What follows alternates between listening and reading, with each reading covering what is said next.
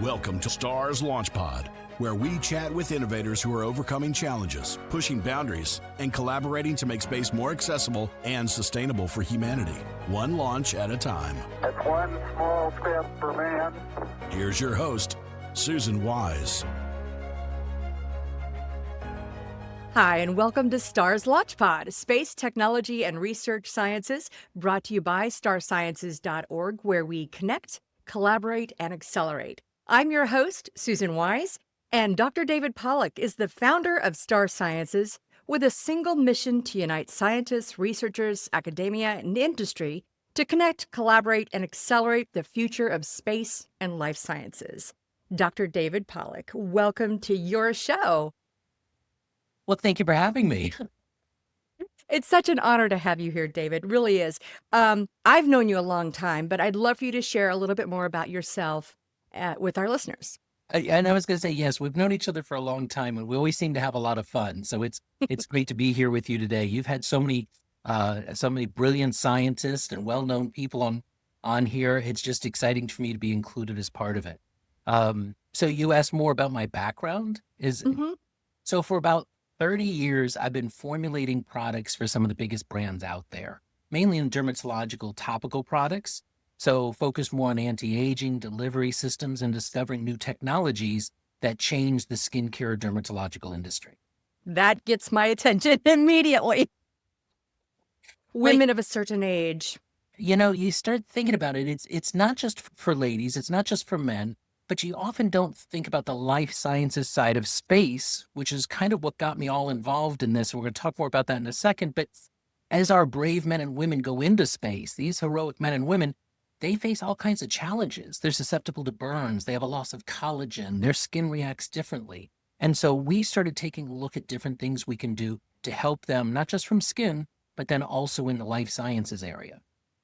I think that's kind of exciting because also what can work in space maybe can come back and use it here on Earth. Which will lead us into what we're heading in, what we focus on, because exactly. I guess growing up, I loved watching all the launches, and I still do. And I'm like a little kid, and it's a lot of fun. But you focus more on the vehicle or the spacecraft going into space. You're impressed by the heroic men and women that will do that. Because I got to tell you, I think I'd have a heart attack if I was just sitting in the chair in the launch pad, let alone It's true. Hit the button. Okay, and you don't think about the life sciences. How do they survive up there? What do they eat? Care of their health, their skin. What if they go on the mission to Mars? If they're going to spend a year there, a year back, how do we take care of a bad tooth? I was at the dentist the other day, and it made me think, what do they do if they need a tooth pulled or they lose a cap? And all these things we thought about for in space, these simple things. But now that these brilliant men and women are some of the brightest minds in the world are solving these problems, how do we bring them back to Earth? And that's really where I'm more focused is in our zero gravity sciences side of things. Well, when it comes to science and the space industry, what are you doing to further the space industry? I know Stars LaunchPod is a big part of that, Yes. gathering people together, giving us a place to communicate and share ideas. Well, and I want to talk more about it, but I think what got me started, and I think one of the areas we're focused is on zero gravity or microgravity in the industry. For the consumer side, we call it zero gravity. But I was in a scientific meeting where they presented 3D stem cells. And I thought to myself, listening to this, I'm like, what's the difference? Because in our world, here on Earth, we've had great breakthroughs with stem cells. However, gravity holds them to the bottom of the petri dish. They don't get nourished as well. They don't grow as nutrient dense. They don't grow as fast. So we're able to do it in microgravity because of NASA technology. Well, what does that mean? Well, they've been on 9 space missions. They've been able to help replace a tooth, grow part of a beating heart. We harnessed it because it's nutrient dense. We can use it in topicals to help repair the skin, and we've proven it in many, many clinicals. So that's what got me excited. And all of a sudden I'm going, wait a minute, you've got all this technology in space. So we wanted to team up with NASA and others in the industry and bring that technology back to Earth. So was that your aha moment, or is that something else? You would think it would be. That alone got me. Yeah, you've probably had several. Well, that got me excited about space and what goes on in space and all the brilliant minds, because I've done this for 30 years. But into a room with all these scientists, it really is, you just realize how smart some of these people are and all the things they do. So I guess the aha moment for me was I was in a meeting and we started talking about different things they're working on. And one of the scientists, as we walked through the labs at one of the space centers, they're running all these experiments and they were testing different polymers. And I go, why are you running all these experiments? And they go, well, I want to see how the different polymers will react with this particular experiment. And I would need to see how it'll do in space. And I thought, well, wait a minute. You're focused on something more on, I'm going to say a food source. I don't want to give away secrets, but food source, testing the polymers. Why don't you just call the polymer department? And they go, we don't do that. Well, call somebody in materials. We don't have that. Okay, call one of the vendors. Let them do that homework for you. They go, we don't have a database of approved vendors to call on. And I thought, wait a minute, I don't understand this. So You have all the science and no one's talking to each other. right. So you're doing these experiments, but that may be being duplicated in other centers. So somebody's spending time, money, energy. How many times are we duplicating experiments? And I just thought, something's wrong here. So then they explained, well, NASA was started by the Department of Defense and we operate in silos and there's reasons behind it. And when they explain it, it makes sense to one point. But the other side, I thought, imagine if we could work together and share not confidential information, but what polymers have been tested, what polymers worked, what other experiments are available to the public or to other scientists, or maybe there's ways to sign confidentiality agreements and team together, or licensing agreements or supplier agreements. How can we collaborate? And that was my aha moment for STARS. It's space, technology, and research sciences. How do I bring all the brilliant minds together, share information, ask questions to each other, and even share a database of vendors, because we're going to help streamline the costs, streamline the timelines, and further accelerate our mission, which is moving into space. And it's exciting already, David. We have had people from all different areas of space science and research, all different areas already on the show. And I'm looking forward to who we have next. But I mean, we've talked to people about growing, peppers in space and about mapping out the trees and about everything you can imagine, and even astronauts. This is just so exciting.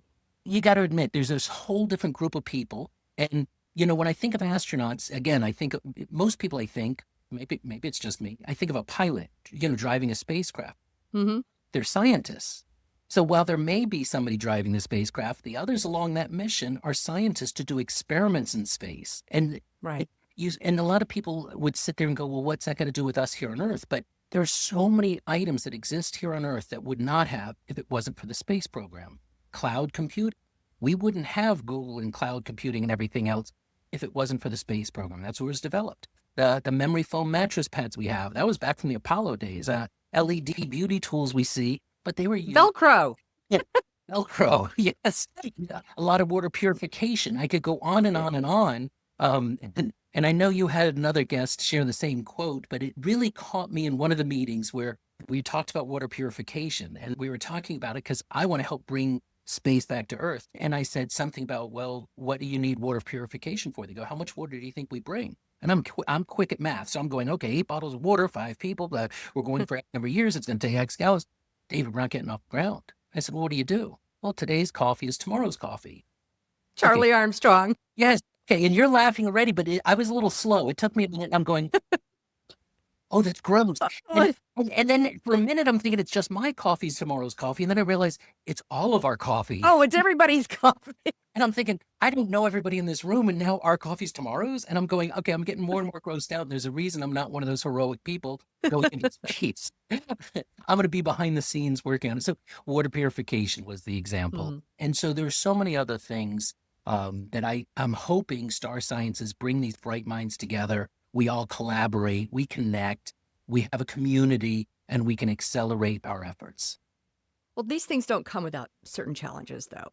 We all have challenges. It helps us grow. But what's been maybe one of your biggest challenges, and how did you overcome it, David? Oh, I can't tell you we've overcome it yet. Reach. If you recall earlier, we were talking about how they operate in silos, and our whole industry does that. And so to be able to say, I want to connect everybody, the first reaction you get from corporate world is, well, we don't want any of our secrets getting out. When you talk about the space program, we operate in silos. We don't want to share between departments. And then you start talking to some of the executives saying, we would like to, we just need protection of how to do it. And that's what STARS is all about. So it's the obstacle is, I think, reaching everybody and sharing the mission and making everybody aware of how we can collaborate and keep things confidential, but work together as a team. And so that, I think, has been the biggest challenge, is being able to outreach. All right. What's one of your pieces of advice before we wrap up that you'd like to share with our listeners? Piece of advice: never give up. Never give up. I could go on, and now if we had a few hours, I could go through so many challenges in my career from anything and everything. And, there are times where I've just wanted to stop and think I'm crazy. A lot of people will tell me I'm crazy in some of the science experiments, some of the business experiments, whatever it is I'm doing. And I'll quote a famous motivational speaker I heard years ago was, "You're exactly where you want to be." And what he meant was, you're the only one who can change tomorrow. Get up, keep going, make the phone calls, do the research, do the experiment, whatever it is. But if you don't change it, no one's going to do it for you. So never give up. That's great advice. Let's talk a little bit about your passion project. I know this Wow. is very close to your heart. I mean, I use some of your products. I don't know if you want me to mention that, but I see little bits of information about your passion project on there. You want to share that? I will. I don't talk about it often, just because it's a passion project that my wife and I do. And Mhm. and I'll be careful not to get emotional, because I'm an emotional person. My wife's Filipino. We've been married about 12 years and going on. That's why I say about. I do know the date, but we're coming on it. So I was going to test you. do know. But she's from the Philippines, where it is a country that faces many challenges.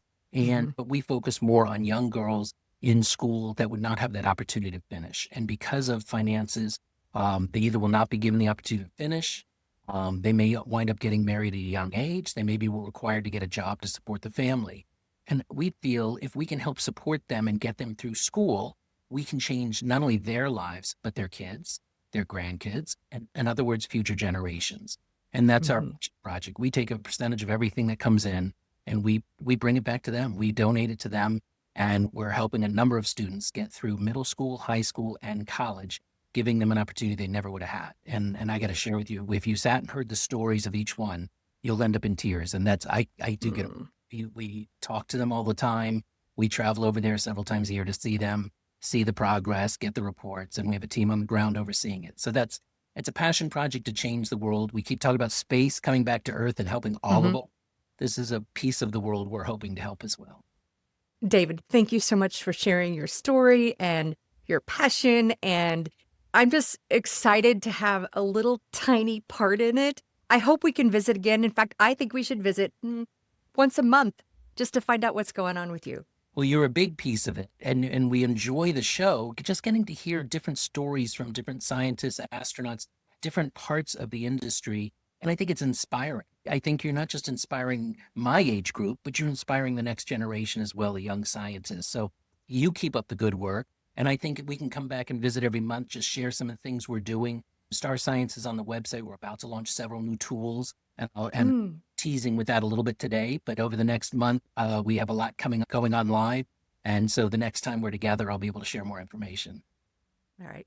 Dr. David Pollock, founder of Star Sciences, thank you so much for being on the show today. We appreciate you. All right. Appreciate you, and thank you. Thank you. Be sure to join us where we connect, collaborate, and accelerate. We'd like you to join starsciences.org and receive a free 1-year membership. Just enter the promo code FRIENDS321. That's FRIENDS321. And if you enjoyed this episode, please leave us a review and please subscribe. So until next time, keep looking up. Don't miss an episode. Subscribe on your favorite streaming platform. Watch us on YouTube and follow us on social media. Stars Launch Pod, propelling us forward, one launch at a time.